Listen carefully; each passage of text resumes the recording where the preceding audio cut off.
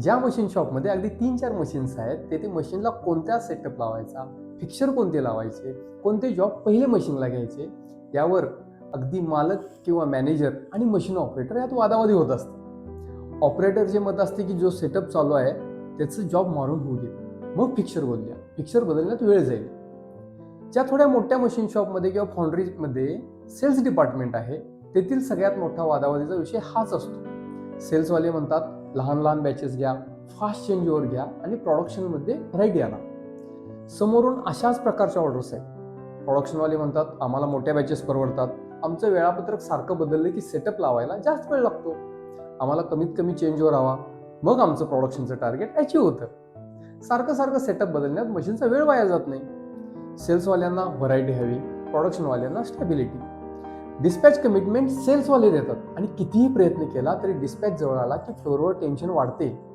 Actually दोघेही बरोबर आहेत.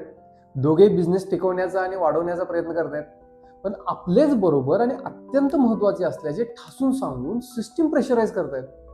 मग दोघांना कॉम्प्रोमाइज करावे लागते आणि ही केलेली तडजोड दोन्ही बाजूंना नाखुश करते. याला उत्तर आहे, हे दोन्ही डिपार्टमेंट एकाच ध्येयाने व्यवसाय टिकवण्यासाठी आणि वाढवण्यासाठी काम करत असतात. संघर्ष असतो कारण एक गृहीतक ज्याला हे दोन्ही डिपार्टमेंट चिटकून बसलेले आहेत. उदाहरणार्थ लहान बॅच आणि कमी सेटअप वेळ एकत्र होऊ शकत नाही. सेटअप टाइम कन्स्ट्रेंटशी रिलेटेड आहे काय, गृहीतक परत चेक करायला हवेत, मग संघर्ष बंद होईल.